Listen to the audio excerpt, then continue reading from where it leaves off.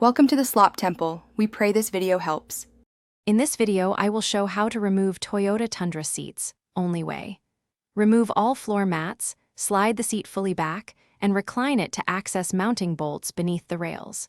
Use a 14mm socket to loosen front and rear bolts, then unplug any seat connectors carefully. Keep bolts in labeled bags and set the seat upright before lifting with a helper to clear the cab. In this video, I will show how to remove Toyota Tundra seats, only way. Prepare all necessary tools and safety gear before you begin to prevent delays.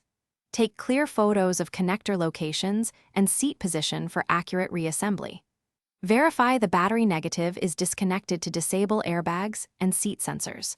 Work methodically, loosening bolts in a cross pattern and keeping parts organized in labeled containers. In this video, I will show how to remove Toyota Tundra seats, only way. Quick recommendation. If you want to keep dirt and crumbs out of your Tundra while you work, the Shark AI Ultra Robot Vacuum is a great helper with voice control and smart mapping. It's compact enough to clean under your seats and saves you sweeping time after projects. Check the description for the link and deals, and now let's get back to the video. In this video, I will show how to remove Toyota Tundra seats, only way. Begin by backing out the rear bolts, then the front bolts to free the rails without binding.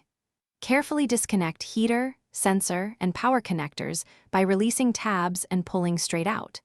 Keep the seat level and lift with a helper to clear the door frame, then place it gently on a padded surface to avoid scratching leather or plastic. Thanks for watching. Consider subscribing if we helped you.